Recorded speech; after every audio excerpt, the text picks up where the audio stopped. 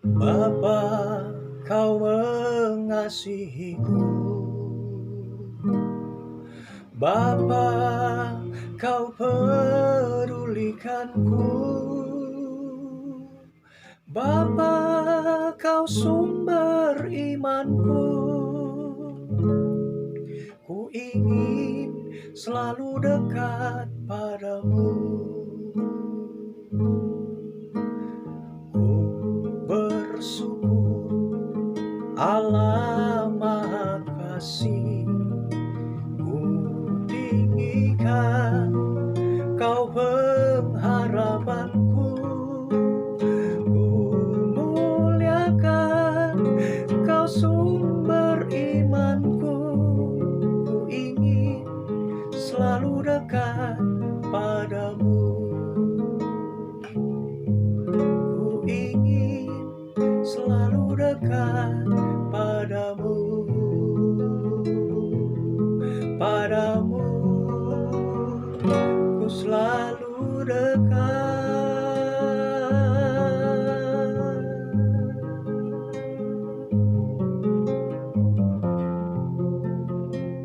Sungguh besar dan kudus namamu, Bapa. Ku selalu puji namamu. Besar setiamu, rahmatmu di dalam hidupku, Bapa. Ku mengasihimu.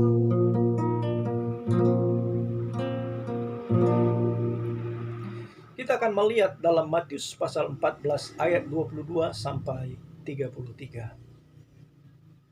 Jadi para pemirsa sekalian, baca Matius 14 ayat 22 sampai 33 supaya mengerti apa yang kita bahas saat ini.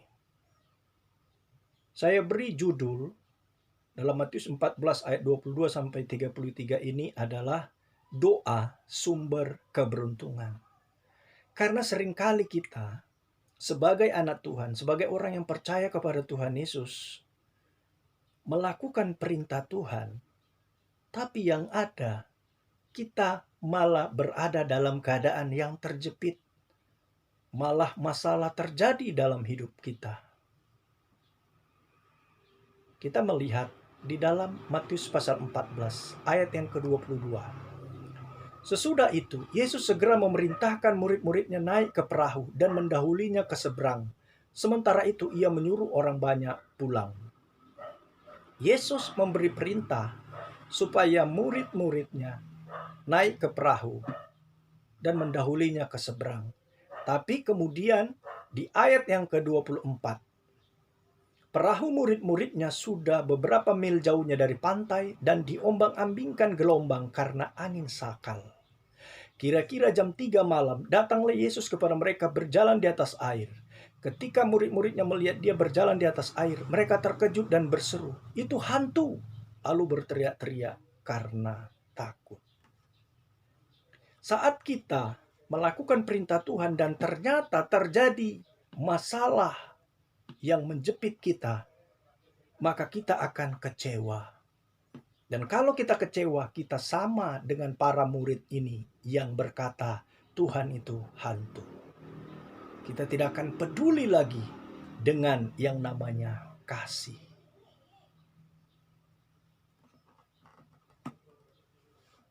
Baru-baru ini, ada seorang bapak yang bermain video TikTok. Dan ternyata di video TikTok itu ada seseorang wanita yang berkata, "Tolonglah nyanyikan nyanyian bagiku." Dan si bapak ini mau melakukannya. Dia mulai nyanyi. Ku jual baju celana, itu semua demi Nyai. Aku rela korban harta demi Nyai. Ternyata saat dia bermain video TikTok tadi, istrinya masuk. Dan kemudian istrinya langsung marah. Ini lagi live loh. Istrinya langsung marah, dia berkata, "Oh pantasan, uang belanja kurang karena ternyata kau beli untuk si itu, entah siapa namanya yang di TikTok itu." Akhirnya istrinya marah-marah. Itu salah satu bentuk kekecewaan. Dan kalau kekecewaannya makin meluas, maka istri tidak akan mau masak. Dan kalau istri tidak mau masak, maka tadi pujian yang mengagungkan wanita akan timbul menjadi pujian yang menyengsarakan. Masak-masak sendiri, makan nasi sendiri, nyuci baju sendiri, tak ada yang mau peduli. Jadi kalau orang kecewa, nggak ada lagi Tuhan. Itu juga dialami oleh seorang hamba Tuhan yang bernama Yohanes. Dia kecewa kepada orang Farisi dan orang Saduki. Dan ucapannya kasar kepada mereka untuk meluapkan kekecewaannya. Coba kita baca dalam Matius pasal yang ketiga. Ayatnya yang ke-5-8. Maka datanglah kepadanya penduduk dari Yerusalem, dari seluruh Yudea, dan dari seluruh daerah sekitar Yordan. Lalu sambil mengaku dosanya, mereka dibaptis oleh Yohanes di sungai Yordan. Tetapi waktu ia melihat banyak orang Farisi dan orang Saduki datang untuk dibaptis, berkatalah ia kepada mereka, "Hai kamu keturunan ular beludak, siapakah yang mengatakan padamu bahwa kamu dapat melarikan diri dari murka yang akan datang? Jadi hasilkanlah buah yang sesuai dengan pertobatan." Karena dia telah kecewa, dia telah sakit hati kepada orang Farisi dan orang Saduki. Perkataannya kasar. Padahal orang Farisi dan orang Saduki di situ datang untuk dibaptis oleh dia, untuk bertobat. Tapi kekecewaan mengakibatkan perkataannya kasar. Ada kemungkinan orang Farisi dan orang Saduki tidak berani kepada Yohanes. Karena Yohanes bersahabat dengan Raja Herodes, orang yang berkuasa di tempat itu. Sehingga mereka ketika dikasarin, mereka diam. Tapi kalau kekecewaan itu terus berlarut-larut, dan Yohanes tidak merubahnya, itu akan menjadi harimau bagi dirinya. Perkataannya akan jadi bumerang yang akan menghancurkan dirinya. Coba kita lihat dalam Markus pasal 6. Ayat yang ke-18. Karena Yohanes pernah menegur Herodes, "Tidak halal engkau mengambil istri saudaramu." Karena itu Herodias menaruh dendam pada Yohanes dan bermaksud untuk membunuh dia, tapi tidak dapat. Kekecewaan itu menjadi kebiasaan karena tidak mau berubah. Tadi orang Farisi dan orang Saduki di tengah orang banyak dia katakan, "Hai kamu ular beludak." Ini juga Yohanes mengatakan hal itu kepada Herodes, bukan empat mata. Tapi ada yang mendengar yang lain. Ada kemungkinannya itu di muka umum dia katakan. Sehingga Herodias menaruh dendam padanya. Padahal lihat ayat yang ke-20 dalam Markus pasal 6. Sebab Herodes segan akan Yohanes karena ia tahu bahwa Yohanes adalah orang yang benar dan suci. Jadi ia melindunginya. Tapi bila ia mendengarkan Yohanes, hatinya selalu terombang-ambing. Namun ia merasa senang juga mendengarkan dia. Kalau Yohanes mengucapkan nasihat kepada Herodes secara empat mata, mungkin lain ceritanya. Ini dia mengucapkan nasihat di tengah umum dan Herodias mendengarnya dan Herodias dendam kepadanya. Dan hal itulah yang mengakibatkan Yohanes dibunuh. Coba kita lihat Markus 6 ayatnya yang ke-26 sampai dengan 27. Lalu sangat sedihlah hati raja, tapi karena sumpahnya dan karena tamu-tamunya, ia tidak mau menolaknya. Raja segera menyuruh seorang pengawal dengan perintah supaya mengambil kepala Yohanes. Orang itu pergi dan memenggal kepala Yohanes di penjara. Ini ceritanya seperti ini. Jadi waktu itu raja mengadakan pesta. Jadi raja kemudian dihibur oleh seorang putri yang bernama Putri Herodias. Dan hati raja suka sehingga raja bersumpah, setengah kerajaan pun akan kuberikan kepadamu, minta apa saja. Kemudian putri ini nanya kepada ibunya yang bernama Herodias, apa yang ku minta mah? Herodias bilang, kepala Yohanes. Nah, itulah sebabnya raja sedih, tapi karena sumpahnya dia melakukannya. Perkataan pedas yang kau ucapkan akan jadi bumerang kepadamu kalau engkau tidak bisa merubahnya. Memang kekecewaan itu sangat sulit merubahnya. Sama dengan ini, bila tangan saya luka, ini jarang sembuh sendiri. Saya harus buat sesuatu untuk bisa menyembuhkannya. Setelah sembuh, baru saya bisa bermain gitar lagi. Nah, sekarang kita akan melihat para murid Tuhan juga berkata bahwa masalah yang mereka hadapin ini karena Yesus. Yesus yang suruh, makanya mereka mengalami masalah yang berat. Sehingga mereka berkata, Yesus itu hantu. Tak ada lagi Tuhan. Percuma saja aku melakukan perintah Tuhan. Nah, sekarang kita melihat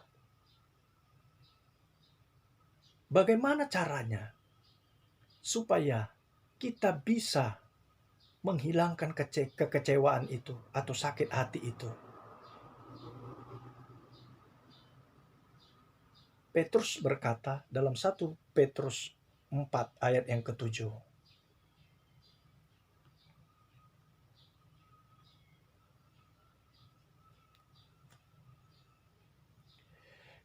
Kesudahan segala sesuatu sudah dekat.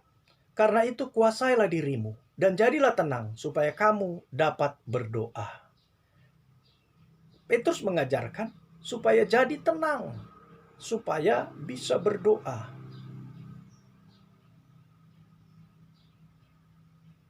Jadi tenang supaya bisa berdoa. Jadi kalau kita lagi kecewa, kalau kita lagi marah, seperti ibu itu tadi yang melihat suaminya bermain TikTok, dia bisa aja pergi dulu untuk menghilangkan kekecewaannya. Kalau di belakang rumahnya ada tempat yang sunyi, mungkin dia bisa berteriak. Dia keluarkan itu. Tapi itu hanya seketika. Ketika masuk ke rumah lagi, dia lihat suaminya, dia akan tetap kecewa. Jadi bagaimana caranya supaya bisa menghilangkan itu, kekecewaan itu? Pertama tadi, tenang dan agar kamu bisa berdoa. Makanya Yesus berkata kepada para muridnya dalam Matius 14 ayat 27. Tapi segera Yesus berkata kepada mereka, tenanglah, aku ini, jangan takut.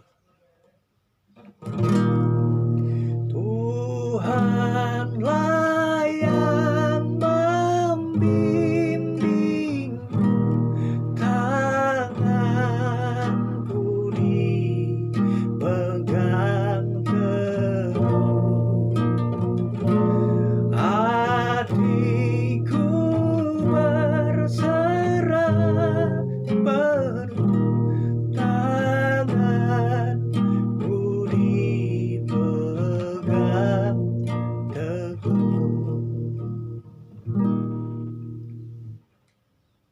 Dan Petrus dalam 1 Petrus 4 ayat 7 tadi berhasil menenangkan dirinya dan berdoa. Dan lihat apa yang terjadi ketika itu. Ketika dia bisa berdoa, keajaiban terjadi. Ayat 28 dan 29 berkata, lalu Petrus berseru dan menjawab dia, Tuhan, apabila engkau itu, suruhlah aku datang kepadamu berjalan di atas air.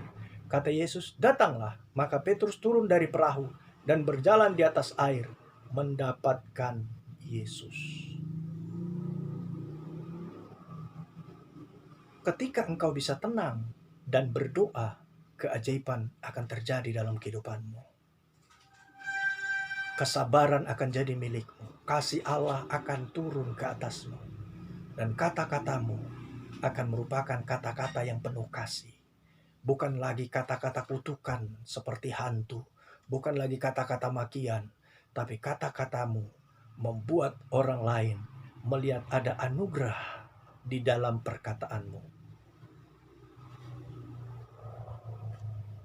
Oleh sebab itu, tenanglah supaya kamu bisa berdoa.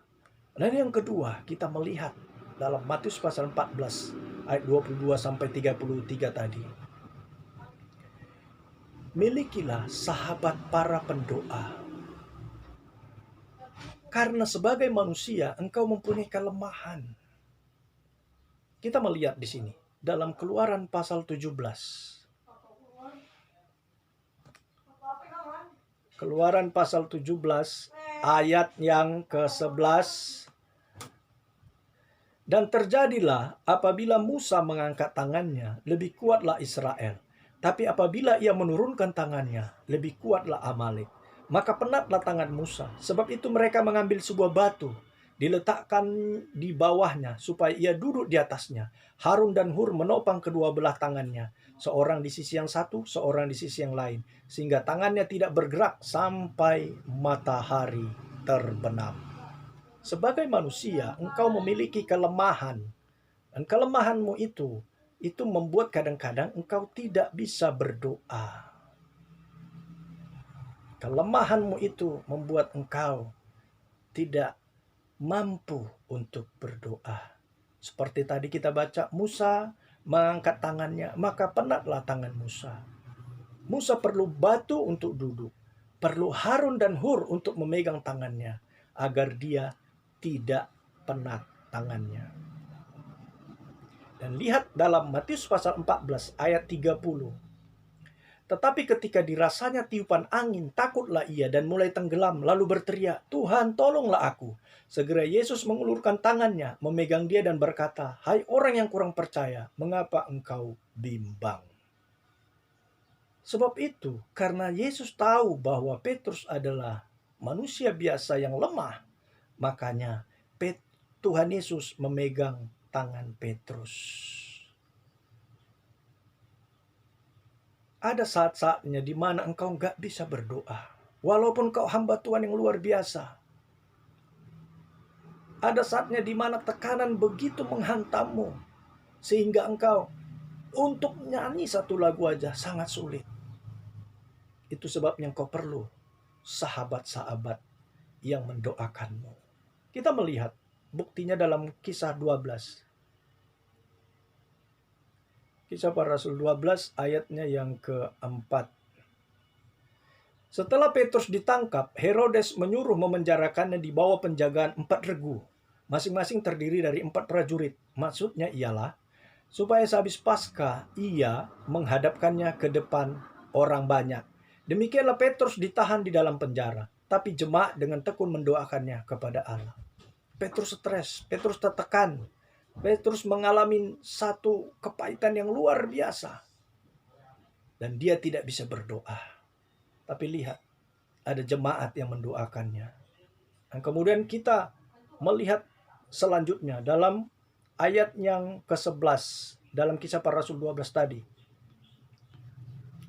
Dan setelah sadar akan dirinya, Petrus berkata, Sekarang tahulah aku benar-benar bahwa Tuhan telah menyuruh malaikatnya dan menyelamatkan aku dari tangan Herodes dan dari segala sesuatu yang diharapkan orang Yahudi. Dan setelah ia berpikir sebentar, pergilah ia ke rumah Maria, ibu Yohanes yang disebut juga Markus. Di situ banyak orang berkumpul dan berdoa. Doa jemaat membuat Petrus terlepas dari penjara. Dan lihat selanjutnya ayat yang ke-17. Tapi Petrus memberi isyarat dengan tangannya supaya mereka diam. Lalu ia menceritakan bagaimana Tuhan menuntunnya keluar dari penjara. Katanya, beritahukanlah hal ini kepada Yakobus dan saudara-saudara kita. Lalu ia keluar dan pergi ke tempat lain. Ada saatnya, walaupun engkau adalah orang yang sangat dekat dengan Tuhan seperti Petrus, ada saatnya engkau memerlukan doa orang lain. Dan doa itulah yang membuat engkau bisa melihat keajaiban Tuhan. Sebab itu milikilah sahabat doa. Banggalah jika engkau bisa dekat dengan orang-orang yang suka berdoa. Biarlah mereka menjadi bagian dalam hidupmu. Karena di saat engkau lemah, Tuhan akan menolongmu karena banyaknya doa-doa mereka terhadapmu. Dan yang ketiga, kita melihat keajaiban Tuhan. Ku kasihi kau dengan kasih Tuhan. Ku kasihi kau dengan kasih Tuhan. Kulihat di wajahmu kemuliaan Bapa. Ku kasihi kau dengan kasih Tuhan. Dalam Yesus kita bersaudara. Dalam Yesus kita bersaudara. Dalam Yesus kita bersaudara sekarang dan selamanya. Dalam Yesus kita bersaudara. Kita melihat yang ketiga, ajarkan lingkunganmu tentang doa. Coba kita lihat dalam Matius pasal 14 tadi. Matius pasal 14 ayat yang ke-26 kita melihat. Matius pasal 14 ayat yang ke-26. Ketika murid-murid melihat dia berjalan di atas air, mereka terkejut dan berseru, "Itu hantu!" Lalu berteriak-teriak karena takut. Kemudian kita lanjutkan ke ayatnya yang ke-32 dalam Matius pasal 14 tadi. Lalu mereka naik ke perahu dan angin pun redalah. Dan orang-orang yang ada di perahu menyembah dia, katanya, "Sesungguhnya engkau anak Allah." Ketika engkau telah mengalami mujizat Tuhan, seperti yang dialami oleh Petrus tadi lepas dari penjara, kemudian Petrus juga bisa berjalan di atas air, Petrus melihat keajaiban Tuhan. Petrus pun mengajarkan kepada lingkungannya tentang doa. Dia mengajarkan kepada para teman-temannya bahwa yang membuat kehidupan bisa lebih indah adalah Yesus dengan cara berdoa. Dan dia bawa Yesus kepada teman-temannya.